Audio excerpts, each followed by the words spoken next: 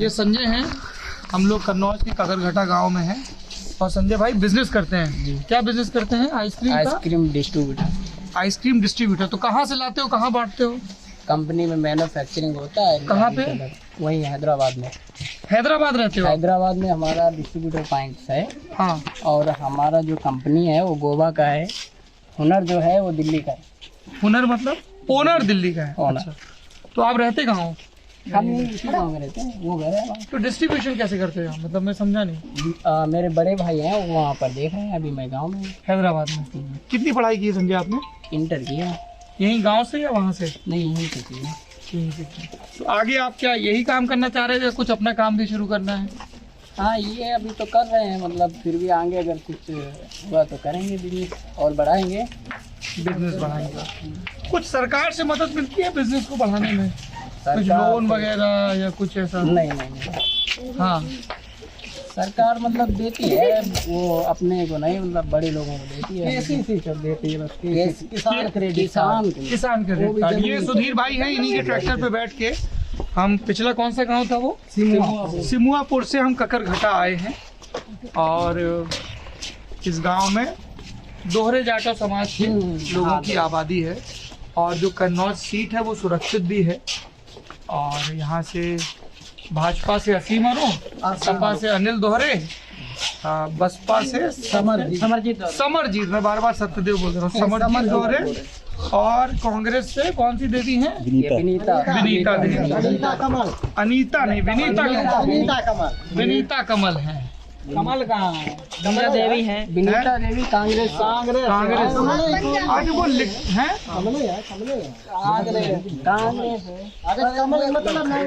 वो कमल जाति से दोहरे, तो वो कमल बोल रहे हैं कि चोरी है, ये बोल रहे हैं ना? अच्छा। जैसे वो वरुण रानी कमल थी, भाजपा की मंत्री जो कोविड में खत्म हो गई, बिल्लौर तो ये लगा ही हुआ है ना कन्नौज से। हाँ। अच्छा। ये 500 की लगभग आबादी है। ये सड़क किसके कार्यकाल में बनी है? ये बीएसपी शासन 2012 बहन जी के शासनकाल में। ये सारी आरसीसी तभी की गिरी? अम्बेडकर ग्राम हुआ था। ये अम्बेडकर ग्राम। और मंदिर किसका है? ये मंदिर वो खुद का बनवाया था। खुद का इनके बाबा का खुद का। आपके बाबा ने बनवाया? इनका खुद का। वो बहुत सारी महिलाएं बैठी हुई हैं। पीपल का है वहाँ। वो शादी समारोह वाले नहीं जो ब्याह होते हैं उसके लिए तेल चढ़ने पूजने गया। अच्छा। वो जो सिमुआपुर वाली शादी है उसका? नहीं, यहाँ भी। अच्छा, यहाँ भी दूसरी। बढ़िया। तो मंदिर भी है यहाँ। और बाबा साहब की मूर्ति नहीं लगी है? नहीं। बाबा साहब की मूर्ति नहीं लगी है। अच्छा। तो सुधीर भाई आपने क्या पढ़ाई की है? बीटीसी किया है। बीटीसी की है। तो आप सरकारी शिक्षक बनना चाहते हैं? बिल्कुल। भर्ती निकली है अभी इधर? कुछ कुछ नहीं निकली। ये जो टीईटी, बस टीईटी हुआ, एक बार लीक है, आपकी बार हुआ। आपने भी बीटीसी किया है क्या? नहीं, मेरी बीएससी फाइनल है। BSc final. क्या नाम है भैया आपका? अमित कुमार। आप क्या काम करते हो? पढ़ाई चल रही। अभी पढ़ाई चल रही। आप और आप तो खेती भी कर रहे हो क्योंकि आप ट्रैक्टर लेके खेत से जाए थे। क्या आलू लगा रखा है? हाँ, आलू। कैसा रेट चल रहा है अभी आलू का? अभी तो कोल्ड स्टोरेज में तो अभी कोई कुछ है। 3-4 बिल्कुल सस्ता है। 300-400 रुपये एक पैकेट पे लागत इतनी आ रही 300-400 की। 300-400 की लागत है। बीघे में 7-8 हजार रुपए की तो लागत ही लगती। हाँ। और बीघे में अभी वही 40 निकल रहे हैं पैकेट। तो लागत पे इसका क्या असर पड़ रहा है? डीजल पेट्रोल दाम? डीजल सिंचाई डीजल पंप से कर रहे हो कि बिजनेस कर रहे हो? क्या? नहीं, डीजल से इधर इंजन ज्यादा है। ट्यूबवेल। कितनी सुंदर गुड़िया है आपकी। क्या नाम है आपका? नमस्ते। बोलिए। नाम तो बताओ। काजल। काजल। स्कूल जाती हो तुम काजल? ये तो लग रहा है स्कूल का ही स्वेटर पहन रखा है। कौन सी क्लास में पढ़ती हो? 3 में। 3 में। पढ़ा तो टीचर आती है पढ़ाने के लिए? नहीं आती है। तो फिर कौन पढ़ाता है आपको? आपको घर में कोई पढ़ाता है? तो फिर अभी छुट्टी चल रही तुम्हारी? ना, स्कूल खुलन लगे स्कूल। तुम जाती हो स्कूल? क्या नाम है तुम्हारा? अरे इधर तो आओ सपना। उधर क्यों जा रही? इधर आओ। इधर आओ सपना। कहाँ गई? सामने खड़ी है। इधर आओ सपना। तुम कौन सी क्लास में पढ़ती हो? 4 में पढ़ती हो। काजल 3 में पढ़ती है। तो अभी पढ़ाई कैसे चल रही तुम्हारी? तो अभी तो स्कूल बंद रहे होंगे 1-2 साल हैं? जाती थी स्कूल? रोज जाते हैं। तो जब ये बताओ सपना, तुम खूब पढ़ाई कर लोगी, फिर आगे क्या काम करोगी? आलू। आलू का काम करोगी। तो अभी तुम जाती हो आलू के खेत में? हैं? क्या काम करती हो खेत में बताओ? गेहूं काट लेती हो? ये काट लेती होगी गेहूं? नहीं कुछ भी नहीं, अभी ऐसी कह रही मतलब उनके घर में गार्जियन करते हैं ना, घर में गार्जियन गेहूं काट। तुम बताओ। ये गुड़िया तुम कहाँ से लाई काजल? कौन? गए थे कहाँ गए थे? मंदिर से, तब मुंडन में गए थे। मंदिर में गए थे, मुंडन में। तो इनको तो आलू काटने, तुमको क्या करना है बड़े होके? बोलो क्या करोगी? क्या करेंगे बेटिया? पढ़ाई करना है, क्या करना है? हाँ देखो वो चाची बोल रही है पढ़ाई करना है। पढ़ाई करना है। आपकी बिटिया आई है? पढ़ाई करना है। पढ़ाई करना है। और फिर पढ़ाई करके क्या करना है? नौकरी करनी है। टीचर बनना है? क्यों काजल? बिट्टी बोलो हाँ। बताए, नए लोगों को देख के डर जाते हैं ना बहन जी बच्चे। कह रही है कि टीचर बनना है। बहन जी यार टीचर बनने का खूब वो है क्या? अरे ले वो पीछे से बोल रही थी। अरे ये बिल्कुल हाँ वो लड़का है ना, लड़का। अच्छा हाँ, तो सुधीर भाई आप थोड़ा सा अब तेजी आप आगे आ जाइए। तो आप खेती किसानी और सब चीजों का हमको बता रहे थे, कैसा क्या सिस्टम चल रहा है? आलू का बता रहे थे आप। हाँ, आलू का जो मेन फसल यहाँ आलू है। मुख्य फसल आलू। कन्नौज, फर्रुखाबाद, ये पूरी आगरा तक जो पट्टी है आलू बेल्ट है। हाँ तो आलू मुख्य फसल आलू हम लोगों की है। हाँ। और इसमें प्रति बीघे या 1 एकड़ में वही 25 से 30 हजार रुपए की लागत आती है 1 एकड़ में। और जब ये हमारा तैयार होता है तो 40 से 50 पैकेट का बीघा, मतलब कि 200 से 250 पैकेट का एकड़ निकलता है।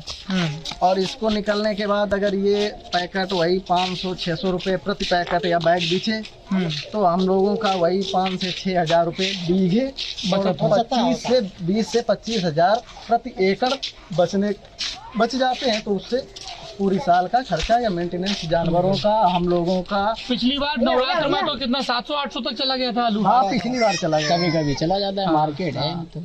मार्केट है। लेकिन हम तब तक हम लोगों को इतनी जरूरतें पड़ती रहती हैं कि रोजमर्रा के छोटा किसान भरसाण की क्षमता नहीं रखता है कि वो भंडारण किए। हम लोग बेच देते, उससे पहले व्यापारी खरीद लेते, फिर वो लोग अपना करते जो भी करते। उनके पास उस मार्जिन की क्षमता है। तो इसमें सरकार की राम सरकार के स्तर पे क्या हो सकता है? सरकार के स्तर पे ये है, एक सरकार अपना जो छोटे आलू किसानों के लिए सरकार को क्या करना चाहिए? सरकार को एक कानून बनाना चाहिए जो ये NSP पे एक जो अभी नहीं बिल जो पास हो रहा वो था, कानून तो विरोध में वापस लेना पड़ा। वापस ही हो गया। अब सरकार को एक वो बना लेना चाहिए कि जैसे गेहूं है उसको लगाती है स्केल पे कि 17 रुपये प्रति किलो हम खरीद रहे हैं, उसी हिसाब से आलू का भी एक निर्धारित रेट क्लियर कर दे कि हम इस रेट पे, चाहे वो कुछ भी हो, हम इस रेट पे चाहे देंगे। प्राइवेट आढ़तिया खरीदे या कोई भी खरीदे, इससे कम रेट पे इससे नहीं। कम रेट पे नहीं। लेकिन ऐसा तो किसी फसल पे होता नहीं कि सरकार रेट तय कर दे या तो सरकार खुद खरीदे। सरकार प्राइवेट आढ़तिया का रेट कैसे तय कर सकती है? नहीं, प्राइवेट अगर सरकार अपना कर दे तो हम किसान लोग सरकार को ही देंगे। सरकार पर अपना सरकार उस आलू खरीद के क्या करेगी? कोल्ड स्टोरेज में लगाए? नहीं, कोल्ड स्टोरेज विदेशों में एक्सपोर्ट करना चाहिए ना। अपने ही देश में काफी नगर हैं, महानगर हैं, हर जहाँ आलू की पैदावार नहीं है वहाँ भिजवाए और सरकार अपना जो भी है ले मुनाफा या जो भी। ये शौचालय योजना के तहत शौचालय बना है या योजना ही वाला है? हाँ दीदी, ये योजना वाला है। ये तो खुद को बनी हो, ये वाला खुद का बना है और ये वाला, ये योजना बनी। ये योजना कितना पैसा आता है योजना में? मम्मी ये नहीं मालूम। आपको जानकारी है? 12,000 रुपए। क्या नाम है भैया आपका? घर है? क्या नाम है आपका? विवेक कुमार। विवेक जी, क्या करते हैं आप? फार्मर। किसान हैं। अच्छा, तो एक आप बोल रहे हैं कि आलू की सरकारी खरीद होने लगी। अच्छा, और बाकी किस तरह की जैसे वो बोल रहे थे ना कि हम बिजनेस करना चाह रहे हैं। मुख्य हम लोगों का ये है कि हम किसान लोगों का जो बजट है वो हम लोगों को इतना नहीं रहता है। सरकार को हम लोगों को चाहिए जो एजुकेशन के क्षेत्र में या जो फार्मर के तो केसीसी हो जाती है खेती पे, किसान क्रेडिट कार्ड, हाँ, उससे मदद मिलती है, उससे मदद मिलती है। एक थोड़ा पैसे का ड्योढ़ा बन जाता है। हाँ, और जैसे बिजनेस करना है तो हम लोगों को कोई भी क्रेडिट कार्ड मुहैया बैंक नहीं करवाती है। वो कहती हैं कि जाओ अभी वो जो भी अपना वो है एक हिस्ट्री दिखाओ, सालाना टर्नओवर मांगते हैं। तो टर्नओवर कैसे दिखाया जाए, ये तो बड़ी मुसीबत है। हाँ, तो ये लोग कॉमन आदमी कैसे दिखा? नहीं, जैसे ये बताओ, जैसे खसरा खतौनी के आधार पे किसान क्रेडिट कार्ड बन जाता है, हाँ, आप क्या चाह रहे हो कि वैसे ही एक कारोबारी कार्ड बन जाए? हाँ बिल्कुल 1 लाख तक की लिमिट बांध दें। बिल्कुल, या तो ऐसा कोई सिस्टम बनाए सरकार कि जो गांव में जो बेरोजगार हैं, पढ़े लिखे युवा हैं, उनको ज़्यादा नहीं तो भाई 1 से 2 लाख का छोटा सा बिजनेस अपना स्टार्ट करने के लिए एक ऐसी स्कीम निकाले कि इसके तहत ये जो पढ़े लिखे शिक्षित हैं, जो ग्रेजुएट किए हैं या इंटर लेवल का नहीं, ग्रेजुएट लेवल किए हैं, उनके डॉक्यूमेंट के आधार पर उनको दिया जाए ताकि वो अपना रोजगार आगे चला। अच्छा भाई, मतलब वही हाँ। बात हुई ना कि एक उनकी ग्रेजुएशन की या 12वीं की डिग्री देख के हाँ। किसान क्रेडिट कार्ड की तरह एक कारोबारी क्रेडिट कार्ड बना दिया जाए, बिजनेस करने के लायक। अच्छा, कुछ और ये सारे आवास, इसमें कोई सरकारी आवास भी है कभी बना? सरकारी आवास है। कितनी पुराने समय से बिल्डिंग? ये जब बैंक की सरकार बनी थी 1995 में, तब आई, अम्बेडकर ग्राम बनने के बाद से तभी से इसमें सब कुछ हुआ। देखो बाबा साहब की फोटो भी लगी है और प्रधानी के भी तमाम लगे हैं। हाँ। तो कौन जीती, कंचन जीती या नेताजी जीते? नहीं, वो दूसरे हैं, भैया लाल, भैया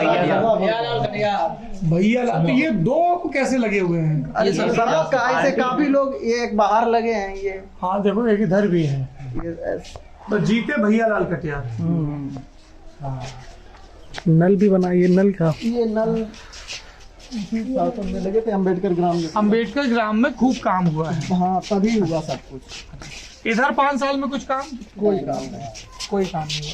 इसमें वो बने, वो क्या नाम, जो हम लोग सचिवालय वो बनाए, सचिवालय बना मिनी गाँव में। सचिवालय। हाँ, गाँव में मिनी सचिवालय और शौचालय बने। हाँ। और अच्छा, ऐसा लगता है कि आपको कि जैसे गांव चिन्हित कर लिए जाते हैं, अच्छा साहब ये तो सपाइयों का गांव, ये तो भाजपाइयों का गांव, या ये तो बसपाइयों का गांव, कुछ है तो ऐसा। ऐसे ठप्पा लग जाता है। हाँ, बिल्कुल। तो फिर जिसकी सरकार आती है वो उसी हिसाब से ऐसा होता है। बिल्कुल ऐसा ही होता है, ऐसा ही होता है। जिला लेवल पे ही ऐसा होता है कि वो ऐसा है, वहाँ तो हो ही चुका अम्बेडकर ग्राम। मतलब बसपा की सरकार आएगी तो इस गांव में 100% काम होगा। ककर घटा पे ये ठप्पा लगा है, हाँ, यहाँ बसपा का गाँव है। क्यों? क्योंकि दोनों समाज के लोग जाते हैं, हाँ, समाज तो के लोग हैं। यही मतलब जात के आधार पे ही बांट रखा है ऊपर ही। अच्छा, लेकिन अभी एक चीज ये बताओ हमें, जैसे ये 2 महीने से कुछ आता ही नहीं, नाली पड़ी है, 2 महीने से कोई नहीं आता है। पहले आता था 2 महीने के पहले आते रहते थे कंटिन्यू। पहले आते हैं। ये तो यार बड़ा दुकान बड़ा लग रहा है, देखो ढेर लगा है कोल्ड ड्रिंक का। तुम लोग कोल्ड ड्रिंक बहुत पीते हो गुरु। वो तो बिजनेस है। अभी तो पीते होगे तभी तो बिजनेस है। हाँ, यहीं बैठ के बात किया जाए, बैठ सकते हैं तक। हाँ,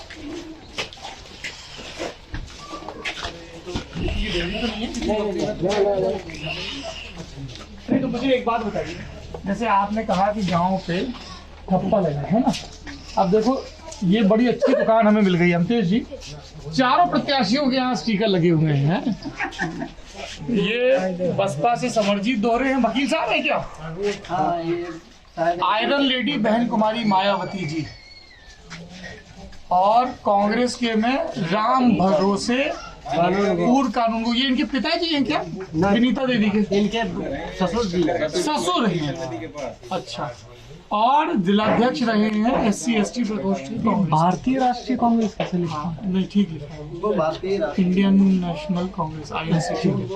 इसमें ये 4 फोटो बनी है, ये मोना मिश्रा है विधायक दल की नेता, अजय लल्लू, राहुल गांधी और सोनिया गांधी।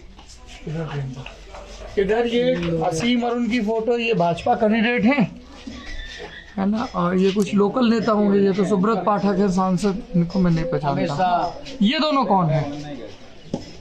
इन दोनों को पहचानते हैं आप लोग? ये नेता तो हम पहचानते हैं, ये दोनों नेता कौन है? ये तो बदलत रहा है ना, बदलत राहत नेता, ये भाजपा के हैं। ये अनिल दोहरे एडवोकेट विधायक हैं, अनिल लोरे। ये सपा के हैं। इसमें भी देखिए बाबा साहब, लोहिया जी, जनेश्वर मिश्रा, ये मैं नहीं पहचान रहा हूँ, हाँ ये पता मुलायम सिंह यादव, आजम खान, ये हैं नरेश उत्तम, स्वामी प्रसाद मौर्य, शिवपाल यादव, ये कौन है, और ये डिम्पल। अच्छा, तो चारों कैंडिडेट की फोटो लगी हुई। तो अब जैसे यहाँ पे अभी हम लोग जो बात कर रहे हैं, आपने कहा कि ठप्पा लगाया कि सारे बचपन नाम, तो जैसे लेकिन यहाँ 2-3 बार से सपा जीत रही है ना, और सब लोग तीनों कैंडिडेट दोहरे समाज से हैं। सुरक्षित सीट है तो काफी अच्छी से रहे। हाँ, नहीं उसमें भी दोहरे समाज से हैं। असीम अरुण, अनिल दोहरे और समरजीत। तो फिर अब ऐसे में फिर संचय होता है वोटर को कि कौन जीत रहा, सब तीनों समाज के ही लोग हैं, तब कैसे तय होता है फिर? तब ऐसे तय होता है कि हमारे जिले लेवल पे हम लोगों का विकास कर सकते हैं। हम लोग जितने भी 80 लोग हैं, हम लोगों का जिले लेवल पे ये लोग कर सकते हैं विकास, क्योंकि हम जिले में कितने 2 लाख रहते हैं, और जो हमारे ऊपर कोई नेता है वो कई करोड़ देख रहे हैं, तो काफी लोग तो हम उनके हाथ मजबूत करेंगे। उस हिसाब से हम उन्हीं को समर्थन करेंगे। किनको? बीएसपी जो बीएसपी को। अच्छा, आप लोग मतलब कह रहे हैं मायावती जी को देखते हैं? क्योंकि ये जिले लेवल के नेता हैं, तो ये हमारे जिले का भला यहाँ का विधायक कोई भी बने, अगर सरकार बनती है उसी के अनुसार काम होता है इस गांव में। ये है भाई, ये मामला है। हाँ, क्या कह रहे हैं आप? क्या कहते हैं? बात कर रही है। हाँ, क्या नाम है आपका? नाम तो वीर सिंह है। वीर सिंह जी। क्या करते हैं वीर सिंह जी आप? हाँ भैया, अरे खेती बाड़ी काम। खेती बाड़ी। हाँ, बताइए क्या कहना चाह रहे हैं चुनाव को लेके? चुनाव के लेके अब 2 दिन का समय शेष रह गया है। हाँ, और जो हमारा मतदान है वो जो अच्छा चेहरा है वो उसका मतदान किया। ये आप ना बढ़िया जैसे पार्टी प्रवक्ता गोल गोल बातें करते हैं ना, नहीं, गोल नहीं, बताइए किस पार्टी का जोर लग रहा है? ये जोर शोर तो इसके तो बाद में तय होगा। हाँ, हम अपने केवल अपने गांव के आसपास का बता देंगे। बताइए गाँव का बताइए। नहीं, रिजल्ट तो हमें क्या तय करना है? तो बसपा ही है, बसपा ही गाँव तो बसपा। अच्छा, जैसे कई लोग ये कह रहे हैं उधर दिल्ली लखनऊ में बैठे कि इस बार ना बसपा कम फाइट में दिख रही है। नहीं ऐसा लग रहा, लेकिन कभी हाँ, बताइए। ये कहना इसलिए गलत है हाँ, कि जो आप मीडिया जाए, आप जैसे लोग घूम रहे हैं, हाँ, करोड़ों अरबों की दौलत में बिके हुए हैं। हाँ, ऐसा क्यों मीडिया बसपा को क्यों नहीं दिखा रही है जहाँ पर मतलब फाइट भी कर रही है? अब जैसे हमारे 24 विधायक बीजेपी से टूट के मौजूदा विधायक गए बसपा में, उसको मीडिया आप लोग क्यों नहीं दिखा रहे? 14 विधायक कांग्रेस से सपा से गए, उनको टिकट दिया गया, आप लोग उनको क्यों नहीं दिखा रहे? एक लोक दल के गए, उनको क्यों नहीं दिखा रहे? अभी कल अजीत सिंह जी के लड़के जयंत चौधरी सपा का दामन थामे थे, अब इसमें आगे तो केवल ये थोड़ा हल्का फुल्का दिखाया गया। अगर ऐसी खबरें मतलब समाज में दिखाई जाएं तो आप ये कह रहे हैं कि मीडिया बसपा की खबरें कम दिखाता है। क्या वजह हो सकती है इसकी? क्या लगता है इसकी वजह क्या? ये तो जो मतलब आपने कहा करोड़ों अरबों में बिक जाती है मीडिया। बिल्कुल हो क्या? हम तो यही समझते हैं, हम तो यही समझते हैं। नहीं खुल के बोलिए। हाँ, बढ़िया, बिल्कुल। एक संकीर्ण मानसिकता या जातिवादी कुछ जातिवाद है। आप कह रहे हैं कि दलित समाज के लोग मीडिया में कम हैं, इसलिए उनकी या उनकी पार्टी की खबरें कम दिखाई भाई, उसमें कोई दो राय नहीं है। अगर ऐसा हो अब, क्योंकि 2007 में भी हम जब बीएसपी शासन आया था उस समय 30 या 32 सीटें दिखाई जा रही थी मीडिया पे खूब उससे पहले, और जब वो वोटिंग काउंटिंग शुरू हुई और वो स्टार्ट हुआ तो पूर्ण बहुमत सरकार बनी। तो मीडिया काम पर करे कम से कम 5% पहले 30 या 32 सोशल मीडिया काम 5%। बिल्कुल क्यों नहीं, बिल्कुल दवाई दे तो पब्लिक की बातें दवाई दे, जनसमुदाय सुनता है। घुमा के दिखा दी जाती है और क्या है? घुमा के दिखा दी जाती है। कोई बात नहीं, हम देखिए आपने जो बात कही वो हम अपने ऊपर इसलिए ले रहे हैं क्योंकि हम तो आके बात कर रहे हैं ना गांव में खोज के, तो पर हम सबका ठेका थोड़ी ले सकते हैं, आप सबका नहीं ले सकते हो। अब की बार ऐसा है कि पूर्ण बहुमत तो किसी का आने वाला नहीं है, लेकिन अब की बात चांस है, सभी फाइट अच्छी परिवर्तन होना चाहिए, सबकी फाइट अच्छी है। और फिलहाल बीजेपी को तो ऐसा है नुकसान हो रहा है। हमारा गाँव पूरा टॉप के अंदर आपका मतलब नहीं, बीजेपी को नुकसान होना चाहिए। पड़ेगा। क्या बनवारी लाल दोहरे को दिया था पिछली बार? बसपा में पड़ेगा आपके नंबर। नहीं, पिछली बार कमल फूल में डाली यार, बनवारी लाल दोहरे थे। 5 साल कुछ नहीं किया, 5 वो तो साल कहेंगे कि हम जीत ही नहीं पाए। नहीं दिया तो होना चाहिए। हम बताएं अब जैसे हमारा ये दलित समुदाय का गांव है और यहाँ उज्ज्वला योजना के कम से कम 200 कनेक्शन करवा दिए, सिलेंडर रखवा दिए, 4 लड़का 4 रखवा दिए। इधर बहुमत चूल्हे में लकड़ियाँ रोटी कर लेती आती। आप देखा लड़का बच्चा घर में लकड़ी लाए सिलेंडर न रहो तो औरतें झगड़ा करेंगे बहुत है यार। अब दौलत तो है नहीं और सिलेंडर तब मिलता था 350 का, सब्सिडी वो भी आती थी। फ्री का तो कनेक्शन तो करवा दिया, अब पूंजी है नहीं। गैस के दाम इतने हाई कर दिए, अब 1000 रुपए सिलेंडर सब्सिडी वो भी गायब। समझिए तो पैसा लूटना खसुटना। अब खाद आती थी पहले 1100 की, अब कर दे 1300-1400 की। अब कहते हम 2000 रुपए देते हैं किसान को। अब हमने 10 बोरी खाद डाली तो तुमने 3000 हम पर ले लिया, 4000 5000 कहने मतलब 5000 खाद में बढ़ती ले लिया, सिलेंडर हम ले लिया, डीजल हम चूस लिया। अब कुत्ते कहीं तो झूठ हम कौरा डाल दो लोग खा ले। और सब्सिडी का भी ऐसा एक हाल रहा कि पहले मोदी जी ने अनाउंसमेंट किया था एक बार जनसभा में कि सब्सिडी अपनी इच्छा अनुसार मतलब जो त्यागना चाहे वो छोड़ दे, लेकिन ऐसा हुआ नहीं। उसमें हुआ ये जितने भी सिलेंडर यहाँ छोटी छोटी एजेंसियां हैं जो गैस एजेंसियां, उस पर क्या हुआ हम लोगों से आधार कार्ड ले लिए भैया, और आधार कार्ड लेने के बाद उन्होंने अपने आप यहाँ से लगा दिया कि सब्सिडी है। सिलेंडर कहाँ नहीं तो उनका जीवन तो आसान रहेगा ना अगर सिलेंडर रहेगा तो उनको पूंजी नहीं होगी।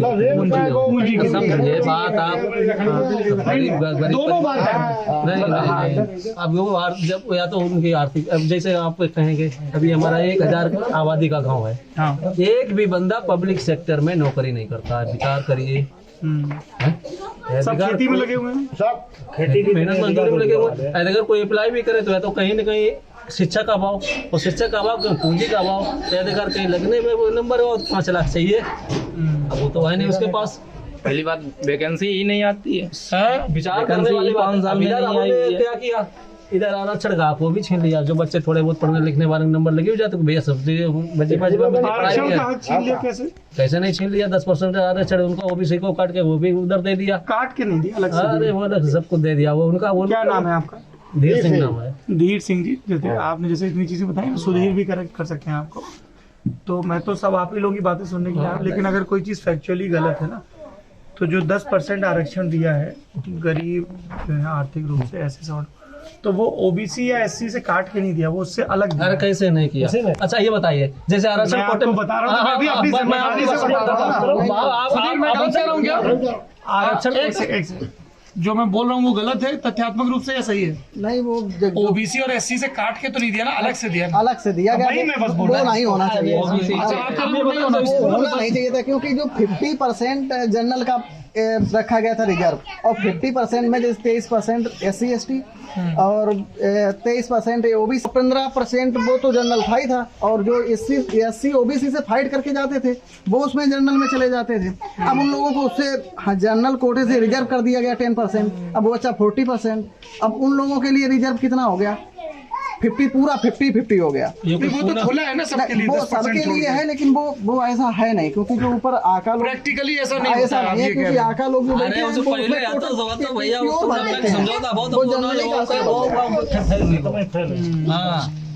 उधर महिलाएं बात। अच्छा, हाँ वहाँ बात कर सकते हैं क्या? तो आपका परिवार है? हमारा परिवार नहीं, परिवार तो हमारा घर उधर है, लेकिन सब है तो सब परिवार है। बात करेंगे कि नहीं? परिवार होता है भैया, गाँव है तो परिवार है। बहन जी आप बात करेंगी? जाइए आप जाइए, जाएं? ऐसा बड़ा शौक है नहीं बात करें। घर पे हाथ से नहीं फिर तो नहीं जाएंगे ना हम तो, इसीलिए मैंने पहले कहा ना कि मैं पूछ लूं। अच्छा, तो एक चीज और ये बताइए कि आप कह रहे हो कि बहन जी फाइट में है लेकिन मीडिया दिखाता नहीं है। अच्छा, फिर कई लोग ये पूछ रहे हैं कि जैसे एक हमें किसी ने खबर चलाई कि बहन जी को हो सकता है कुछ राष्ट्रपति उपराष्ट्रपति, इस तरह की भी खबरों को सुनी आप लोगों ने? नहीं सुनी है, लेकिन वो क्या आधार है वो क्या सुना, क्या है? मैं वही सुनना चाह रहा हूँ, क्या सुना है? नहीं सुना कुछ नहीं, ये है कि बहन जी तो कभी किसी, वो तो एक तरीके से चीफ है। नहीं किस तरह की खबरें चल रही, मैं ये जानना चाह रहा हूँ।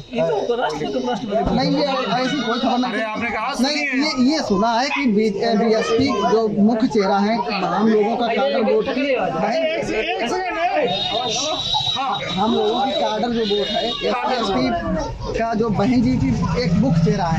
लेकिन सुनने में ये आया कि आसिम अरुण जी को इस्तीफा बीजेपी ने इसलिए दिलाया वहाँ कानपुर में अपने पद से, वो तो एसपी IPS थे, उनको इस्तीफा इसलिए दिलाया गया क्योंकि ये एससी चेहरा है और इनको कन्नौज से सीट जितवा के और उनको उप मुख्यमंत्री का चांस दिया गया ताकि 80 दलितों का मतलब इस तरफ फोकस हो, बहन जी का ग्राफ नीचे आए। वो इस तरीके से उप मुख्यमंत्री बनाने के लिए इनको आसिम अरुण जी, इस चीज का कोई फर्क असर पड़ रहा है? नहीं कोई फर्क नहीं, क्योंकि ये एक सिंपल ही नेता है, वो जिले का ही देख सकते हैं, वो भी अपने खास संबंधियों का, वो जरूरी नहीं है। और हम तो इनको समझते नहीं क्योंकि ये संघ से जुड़ चुके हैं और हैं एससी, लेकिन लाभ सब अपर कास्ट वाले ले रहे हैं। ये हम लोगों का एक तरीके से शोषण ही कर सकते हैं बीजेपी वाले। अच्छा, हाँ 5 साल किया। और सपा का कैसा शासनकाल रहा? सपा का हमारे यहाँ तो सपा तो एक तरीके से ऐसी पार्टी है कि वो दलितों के लिए, हम लोगों जाटवों के लिए तो बिल्कुल गलत पार्टी है। वो हम लोगों को कभी कुछ सोचती नहीं है, वो तो मार धाड़ जाओ अंदर, मार धाड़। हाँ लाट है हम लोगों क्या है, गुंडागर्दी करती है। तो ये अब जैसे 2019 में तो सपा बसपा मिलकर चुनाव लड़ी थी, फिर हार गई थी, तो आप लोगों ने तब क्या किया? तब ये किया था क्योंकि इन लोगों को देख चुके थे कि सपा को भी देख चुके थे, बीएसपी को देख चुके थे। एक मौका बचा था बीजेपी को, शायद ये आएंगे तो विकास की लहर बहेगी, गंगा बहेगी, हम लोग धनवान हो जाएंगे, सही से साम्राज्य चलने लगेगा, लड़के बच्चे पढ़ लिख के सर्विस में जाएंगे। लेकिन ऐसा कुछ नहीं हुआ, गैस सिलेंडर बांटे गए, लकड़ियों से खाना बन रहा। और जो भी बीजेपी ने काम किए हैं वो सिर्फ दिखावा और छलावा किया है। तो आप बोल रहे हो कि 19 के चुनाव में क्या फैक्टर रहा?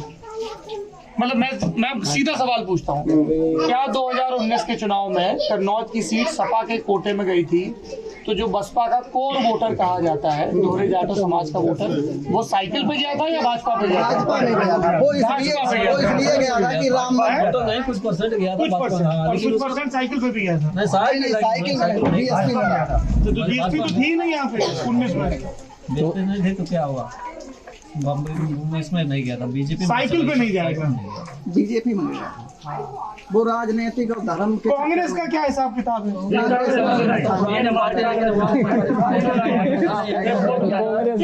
ऐसे करते लोग हंसने को लगता है क्या?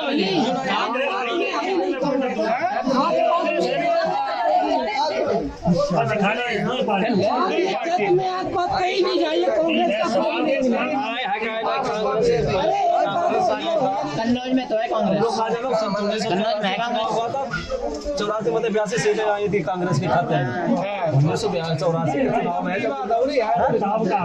मतलब क्या जाने लड़का कांग्रेस। अच्छा, तब पूरा कांग्रेस में वोट गिरता था। तो ये बताइए दीजिए कि फिर ये वोट था, ये कांग्रेस से बसपा में कैसे चला गया? कांग्रेस में लीडरशिप नहीं थी क्या? नहीं, लीडरशिप सब कुछ थी, एक्सपीरियंस थी। इसके बाद जब नंबर कांसीराम जी ने जब इस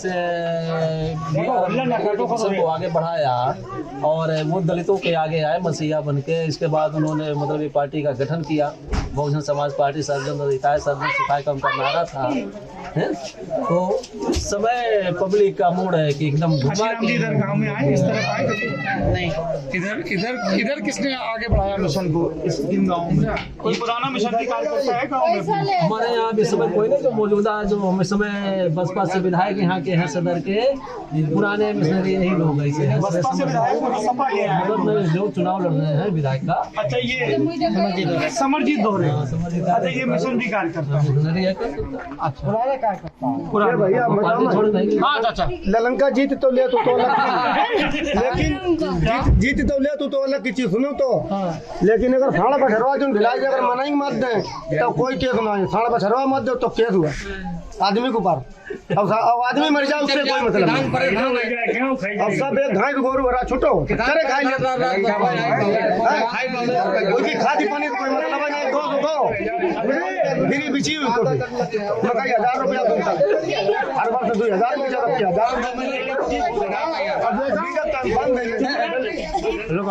बोल रहे हाँ बोलो। हाँ क्या नाम है चाचा आपका? हमारा नाम कुंवर पाल जी। पहले 20 भैंसिया खराब कटाई हाँ तो सांड ने 20 भैंस खराब कर दी। हाँ सांड ने भैंस पे चढ़ गया। भैंसिया मरी मर गई और क्या मर गई है कि हाँ हमने 12,000 बहुत कर रहे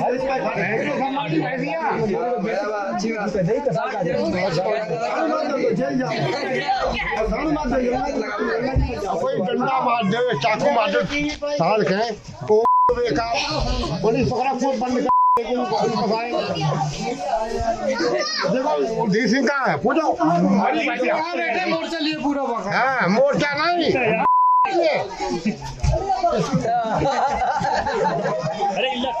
ये इतना बीप लगाना पड़ेगा, इतना जगह गाली दे दिए चाचा। अच्छा ये स्टेप मारना स्टेप मारना पड़ेगा। हम लोग सही कह रहे हैं। सेवा करें भाई साहब बाबूजी बताइए सेवा करें और शरण आए सोइए भैया बनाई एक चीज बताइए, गाली मत दीजिए, सब काटना पड़ेगा। न्यूज़ चल रहा है गाइए मैं ये कह रहा हूँ कि जैसे पहले के शासनकाल में ये गाय भैंस की समस्या कैसे समाधान? गाय भैंस समस्या का समाधान ऐसे होता था। चमड़ा देखिए बस नहीं चाहे चमड़ा उद्योग भी मतलब चल रहे थे जो ये चमड़ा कारोबारी हैं चाहे वो दलित समाज के दलित समाज का ही तो अब मान लीजिए एक मवेशी का चमड़ा निकाल लिया तो उनका 2-4 हज़ार रुपये जो भी 1,000-2,000 का जाता था तो पूंजी बनती थी या मिलती थी। अब मवेशी का जो कारखाने वो भी बंद है। नंबर 1 बात एक्चुअली जो एक चाहे वो गोपसी को हो या कुछ भी को हो जो जानवर गाय बैल बछड़े बिकते थे मार्केट में अब उनका जो बिक्री होना बंद हो गया है तो व्यवस्था इस चीज़ की आएगी कि तो समस्या आएगी। और ये चीज़ का अपने कानपुर या इंडिया का चमड़ा विदेशों में मशहूर है। नंबर 1 विदेशों में मांग इसकी ईरान बहुत सबसे ज्यादा मांग है यहाँ के चमड़े की। और वो उत्पाद बंद कर वो कारखाने बंद करवा दिए तो दिक्कत तो हुई। समस्याएं तो हैं। अब कहते हैं कि नहीं अभी अब जब मार्केट में जब लेके जाओ तो इसकी कोई कीमत नहीं। जानवर का एक पाले के आदमी छोड़ देता है। अब कह रहे हैं गौशाला के हालात देखो कंकाल है जानवर कंकाल है।